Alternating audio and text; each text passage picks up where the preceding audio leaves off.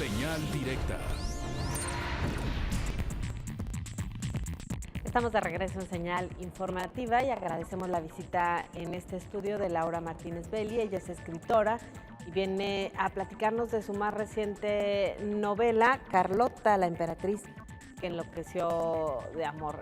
Laura, muy buenos días, gracias por estar con nosotros.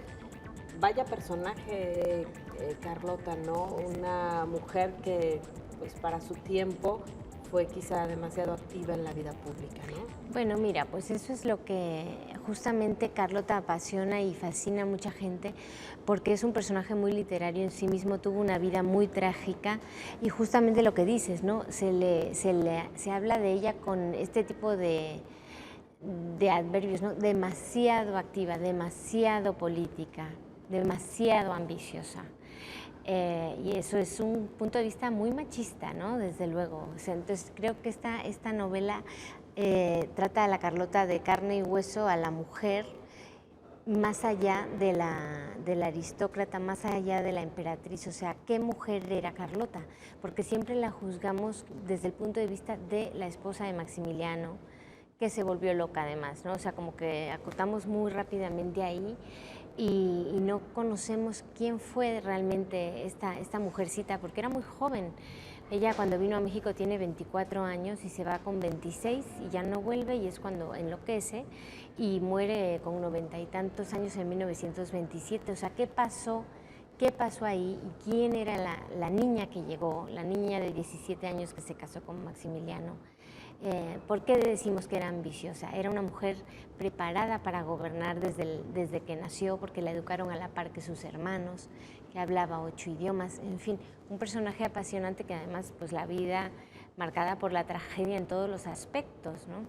¿Cómo documentas esta historia? Pues mira, las fuentes son las que están a la vista, al alcance de todos. Sin embargo, las fuentes que se tratan siempre son de Maximiliano, del Segundo Imperio. Libros de Carlota tampoco hay tantos, pero hay alguno que otro traducido recientemente al español de gente que escribió contemporánea a Carlota, que recopilan sus cartas, por ejemplo, también las cartas que recientemente se han descubierto sobre su locura, cartas que se acaban de publicar hace muy pocos años, en donde se puede ver que había una Carlota muy erótica también ahí. Y también en parte se le llamaba loca por eso, porque pecaba como de demasiado erotismo para una mujer, ¿no? Sin embargo, a Maximiliano esas cosas no se las tomaran en cuenta. Claro. Platícanos un poquito sobre cómo fue, en un resumen, la vida de Carlota, desde esto que nos platicas, el tipo de formación que tiene, y cómo es que llega a nuestro país tras decidirse. Claro. Este título nobiliario, de alguna manera, claro, que además en nuestro país pues no era un asunto tan común, ¿no? Claro, no. Pues hubo una serie de mexicanos que soñaron un segundo imperio, pensaron que sería buena idea que vinieran a poner orden un emperador, ¿no? Entonces, ella tenía 17 años cuando se casó con Maximiliano y llega a México como 7 años después de su matrimonio, bien jovencita, porque los van a buscar a Miramar. O sea, pero ellos eran unos emperadores muy liberales ya en Europa. Se decía que Maximiliano era hijo de la primavera de los pueblos, que fueron estas revoluciones liberales que hubo en Europa, esos nacionalismos que empezaban a salir, esas guerras de independencia para separarse del imperio austriaco.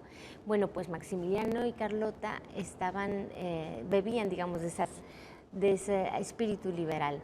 Y bueno, cuando surge la idea de que viniera un emperador aquí, se ofrece la corona de México en Europa. Los mexicanos que estaban ahí haciendo labores diplomáticas buscan un posible candidato y nadie quiere. Se le ofrece a los Borbones, se le ofrece a varios, y Eugenia de Montijo, que es la esposa de Napoleón III, considera que este hermano de Francisco José, el emperador de Austria, podría estar interesado en el trono porque es un segundón sin posibilidades de reinar, y la idea como que lo seduce un poco, ¿no?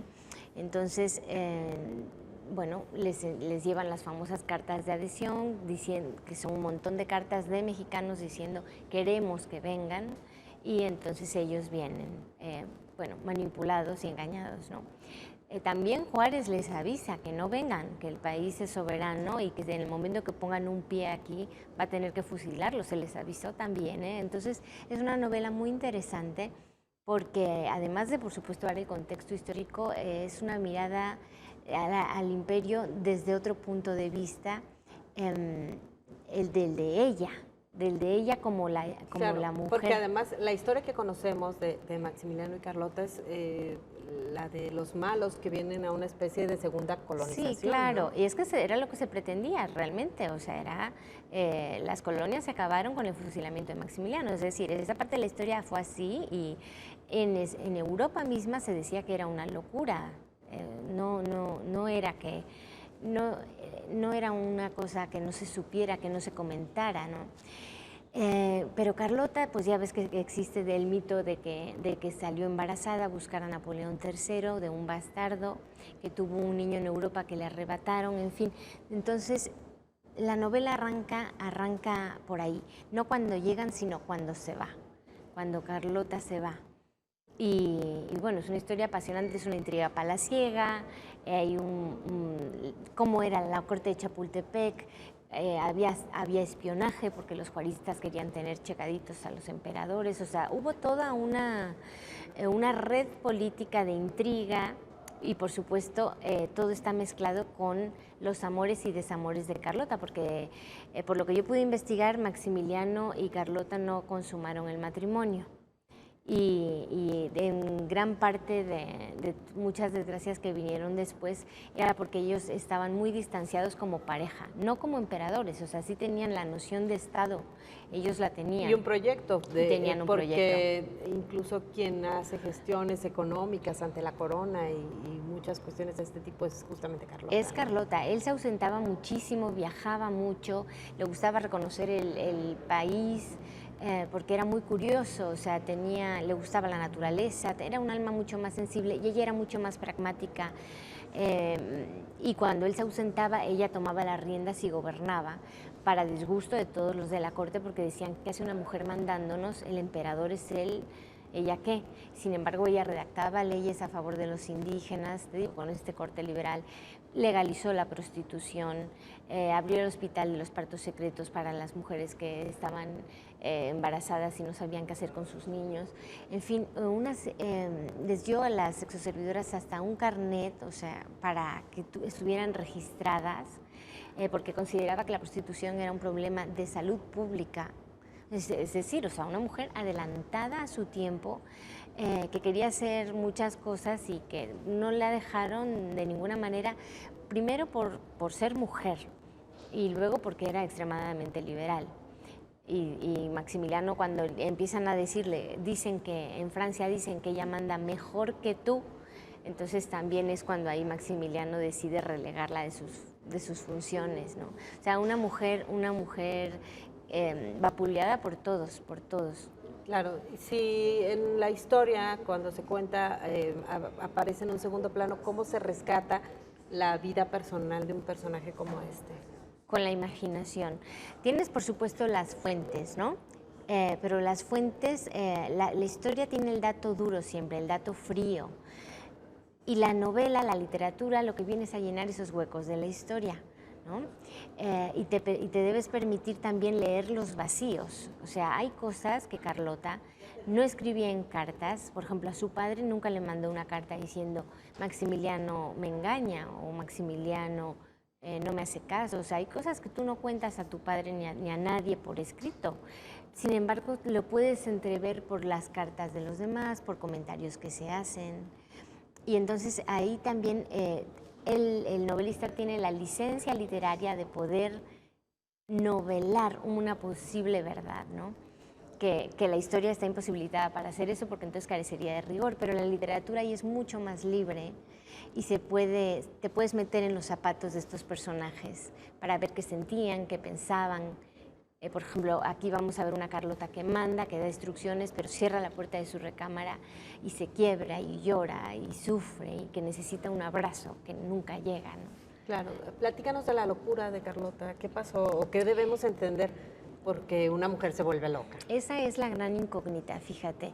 Existe la leyenda de que fue envenenada levemente, poco a poco, en pequeñas dosis de estramonio, entonces que eso hace perder el juicio y que a grandes dosis mata, pero que eso nunca le dieron una dosis como para matarla, pero que perdió el juicio. Esa es una versión que incluso está documentada por algún médico belga que la revisó cuando llegó ella a Europa, dijo que había sido posiblemente envenenada. Después la otra versión es que no estaba loca para nada, sino que era una mujer que estaba frustrada y que tenía una depresión muy profunda porque le habían pasado muchísimas desgracias, el imperio cae, que es su trabajo, o sea, su vida, el proyecto para el que se la ha investido, su marido es fusilado, ella no le dicen que es fusilado hasta que ya lleva varios meses muerto Maximiliano, precisamente para que no tuviera una crisis. La otra versión que dicen es que como da luz a un niño y se lo arrebatan, pues ella enloquece. Además tenía paranoia porque toda la gente que estaba alrededor de ella moría en extrañas circunstancias y esto está documentado y sale en la novela. Entonces, realmente, yo también luego buscaba, volviendo a tu pregunta, yo buscaba, pero ¿por qué decían que estaba loca? Porque una mujer así, aguerrida, abragada, que hace política, que dicta leyes, ¿qué pasó? ¿De repente se vuelve loca de un día para otro? ¿Cómo puede pasar algo así, no? Y si estamos hablando de un diagnóstico médico o de una estigmatización social, ¿no? Exactamente. Entonces, yo buscaba y buscaba. Y, por ejemplo, cosas que consideraban signos de locura en Carlota eran arrebatos de furia, ¿no? Pero realmente, por ejemplo, Napoleón III no la quería recibir en Palacio. Ella había venido desde México a Francia para pedir que no se retiraran las tropas y no la reciben, le empiezan a dar las largas así. Entonces un día irrumpe en los aposentos de Napoleón III y azota las puertas y pega gritos diciendo: me van a recibir, exijo que me reciban, porque sabe que el país está, bueno, se le escurre por los dedos. Y eso, por ejemplo, decían, está loca. También momentos como muy eróticos en su vida que, bueno, ella, fíjate, de los 26 años hasta los 90 y tantos no conoce varón. Entonces parece ser que sí, en sus cartas escribía, era como muy ansiosa, tenía muchos deseos insatisfechos, entonces leían las cartas y decían, ha perdido el juicio. También escribía cartas en donde decía, si yo hubiera sido hombre, comandaría un ejército. Y entonces, en fin, ese deseo... Claro, eso es una locura. Locuras. Siendo mujer, ¿no? Yo creo que sí es verdad que al final perdió el juicio. Además está documentado que en efecto fue una mujer que enloqueció, pero no puede...